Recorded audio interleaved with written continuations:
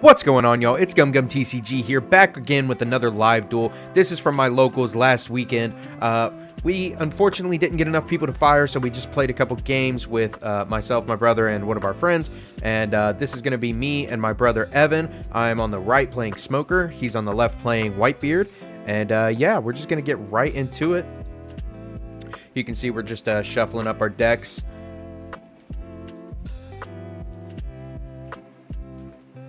Want to make sure it's nice and shuffled. You know, I got the Smoker build ready for OP03. I got all the nice new good cards in there. I got the brand news. I got the E-shows. I got the Fukuro blocker. And we're going to see how it stacks up to one of the better decks of the format. Whitebeard. Still such a dominating force. Kind of crazy that it's still so strong. And we're going to do some dice rolls. I rolled a 7. He rolled an 8. So he's going to go second. I'm going to go ahead and get our 5 cards here. Decide if I want to keep them or not. And if you notice, we are playing on a Dueling Guard mat, and we have some amazing deck boxes in the background from them as well. What? You haven't heard of Dueling Guard? Dueling Guard is the best TCG accessory company on the market. They have high quality deck boxes, binders, and playmats made for people who enjoy playing and collecting trading card games in style. They have tons of designs based off of fan favorite animes such as One Piece, Bleach, Full Metal Alchemist, and many more. They hit the ground running earlier this year, making high quality TCG accessories with beautiful designs that have sold out many times. So if you haven't picked up any of their products, make sure to do so before they sell out again. I have a few deck boxes and playmats from them already and can attest to how they don't cut any corners when it comes to quality, performance, and design. I highly recommend their products and use them every time I play cards. Be sure to check the description below for a link to their site and use code GUMGUMTCG for a discount at checkout. Alright, here we go. So I'm going to be going first. Don't like this curve too much when playing Smoker. You definitely want the going second curve. A lot of even cards in the deck, so we just pass. He's going to go ahead and get his Dawn. He's going to drop an Ezo on the field. He's got a nice looking hand there, but unfortunately not too many options for the Ezo, so he ends up just taking the Newgate. Then it doesn't look like he has any other options. You think about it. He's going to pass. He's going to draw his life card. I'm going to go ahead and get my 2 Dawn, put me up to 3. I'm just going to take a big swing for 8 at him, make him take another life. He takes it. Looks like he got a Makino out of life there, so he's already building up those counters. I pass. He draws.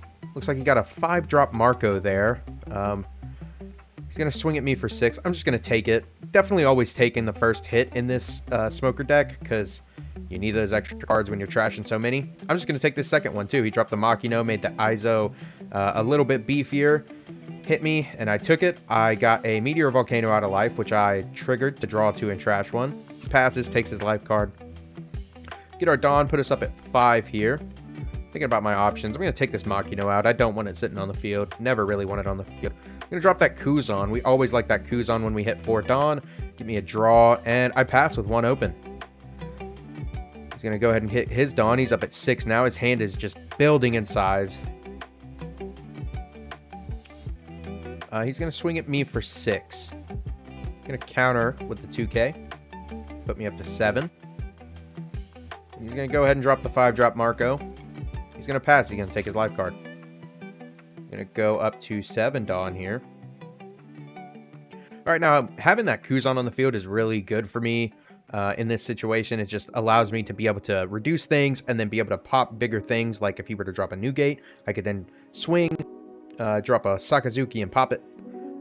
So it's really nice that he hasn't gotten rid of that yet. I'm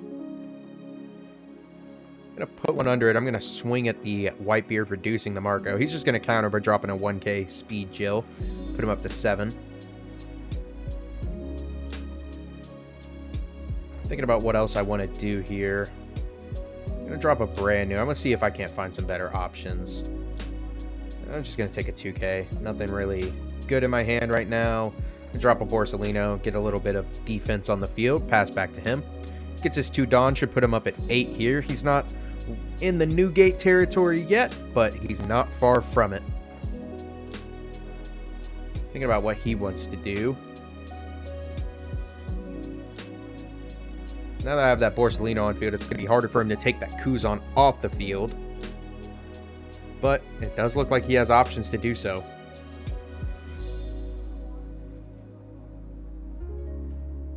Think about what he wants to do. It looks like he's going to go ahead and swing 8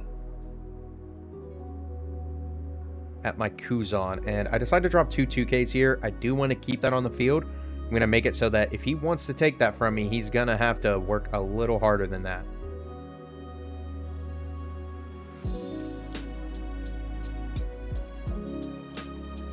Going to swing 8 again. I'm just going to block it with the Borsalino here. What I put him on the field for, you know? He's going to use a Whitebeard Pirate, see what he can find. Well, that's a whole grip of Whitebeard Pirates if I've ever seen one. Just really depends on what he wants here. He takes a Newgate. A little strange to me. I don't know why he'd take a Newgate when he already has one in hand. I guess back-to-back Newgate is pretty good, especially if he can defend himself this next turn and keep that last life card there. And I guess he already does have an ace in hand, and the rest for vanillas, the Newgate was definitely the right choice there. Passes back to me. Thinking about what I can do here, because I know he has 2 Newgate in hand, and it's kind of scary to me.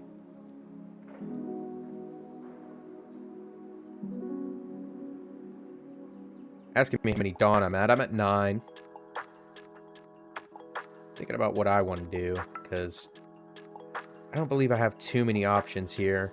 Fortunately, I can't see my hand very well in the video, so I can't really tell what I have or remember what I have. I know I had a 10 drop at this point, but not there yet. So I think, yep, I just decided to load up on some blockers. I'm pretty sure I have a Shockwave in my hand as well.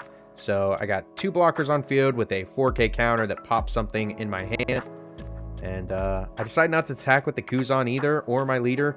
Just, I can't get any damage in with the leader, and I don't want to put the Kuzan in a position where he could attack that.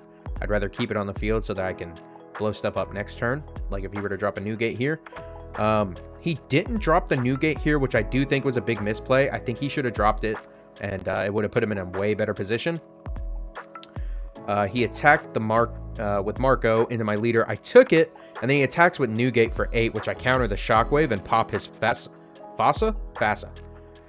Then he drops a Marco with 2 Dawn open and passes, taking his last life card. I go ahead and draw, get my 10 Dawn, and I play the 10 drop, dropping off that Marco. He's thinking about what to pitch to bring it back. He's going to throw one of the Newgates away. And I'm going to swing at the Marco again. He's going to counter with 1,000. I'm thinking if I want to swing at it again with the Kuzan, but I don't want to put it in that vulnerable position. I'd rather leave it there so that if he does drop a Newgate or something like that, I can blow it up a lot easier. I do have the 10 drop on field already, but I also want to keep that beater alive. I pass back to him. He draws. Looks like he got another 4 drop Marco on that draw. He's got a whole bunch of events in his hand. He has an ace and a Whitebeard, but I do have him in a threatening position with this 10 drop Kuzan on the field. He's just going to start trying to go in for some damage here. Thinking about how much he wants to do. He's going to attack me for 8. 8 is pretty good here. I get a Shockwave, and I actually trigger it to blow that Marco up on his turn.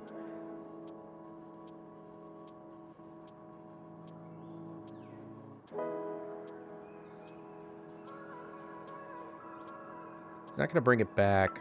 I end up blocking his next hit with the Fukuro, and he drops another Marco blocker. Passes to me. Go ahead and draw.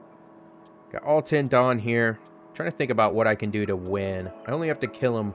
I only have to hit him once, so I'm going to go ahead and use my Smoker Reduction effect on the Marco, making it negative whatever because of the Kuzan on field. Giving my Smoker an extra 1,000. I drop Kobe to pop it.